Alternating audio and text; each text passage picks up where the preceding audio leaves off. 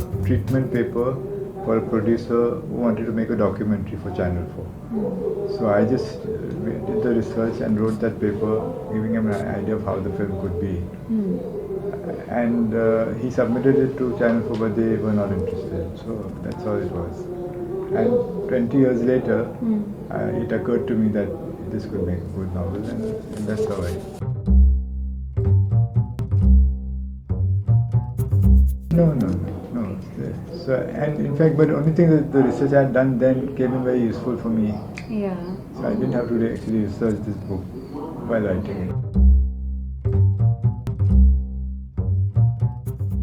Yeah, no. In a sense, there are no issues here which have to do with facts and figures and things which I have to update.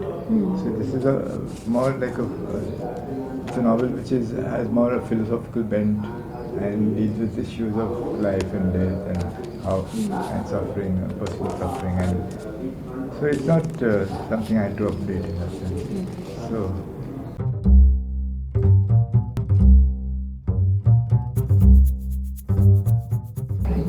I interacted at that time in '91 with the corpse bearers and found out some things about their lives and so on, which helped me when I wrote this book. But there's no direct one-to-one connection between the book and what research I did. I just mentioned it at the back in this afterword, because it's a fact that this is how the idea came to me so many years later.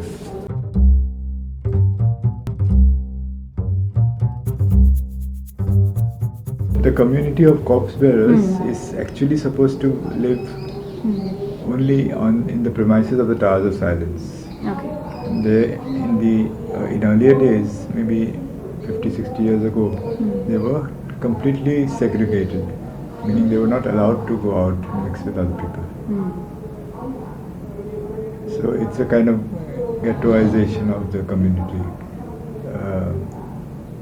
Now things have become a little more liberal and they are allowed to mix and move around.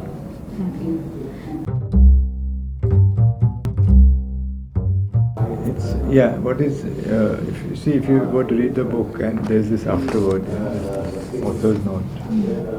So in this I've mentioned that it was based, when I was doing the research for the film, I heard this story on which I based the. But the whole thing has completely been fictionalized after that.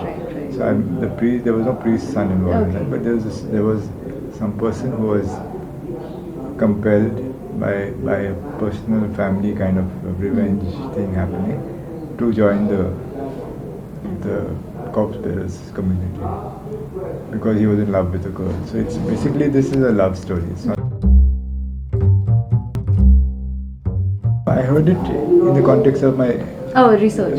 Yeah, not research, meaning I was talking to people and I met somebody whose father had been in that position of having to give up his life outside. He was not by caste, he was not a corpse bearer, but they forced him to become one because he was in love with a girl who was the daughter of a corpse bearer. So and there was some personal vengeance which he wanted to exact from that. Again, if you were to read the book, you would sort of have a sense of how the thing flows.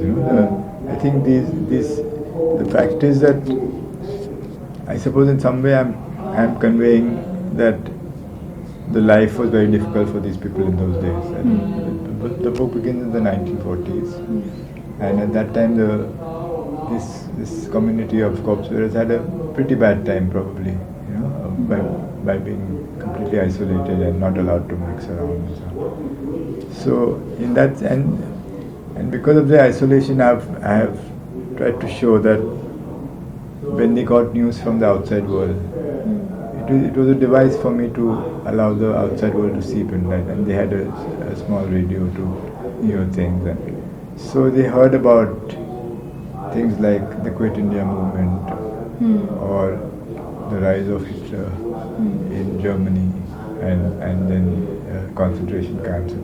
So these are all things which maybe reflect on their condition in some way, some oblique way, kind of thing. But it is actually flowing in the narrative very smoothly. So goes back and forth to the past and present and to this all these.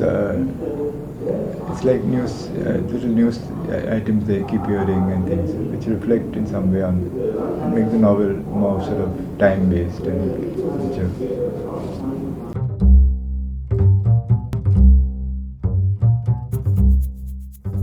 Well, actually, I have two plays. One is Dungaji House. The second one is called The Legacy of Rage.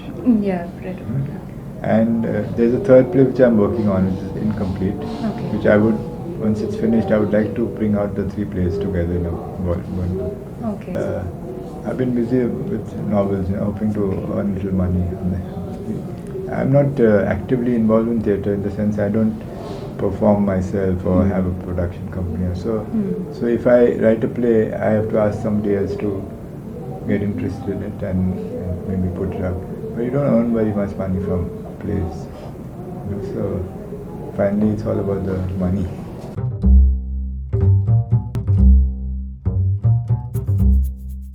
No, it's just that you never, when you're writing a novel, you never sort of decide beforehand that, okay, this is what it's going to be about, or this is the theme of my novel. Yeah. The theme actually emerges as you're actually writing it. So when you're writing, you move from one word to the next, from one paragraph to the next. And it's a kind of process which is partly internal, partly.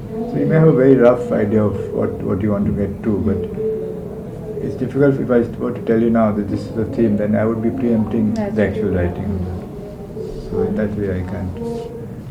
It's because once I'm a little more formed, it's, once I've started writing it, I could tell you.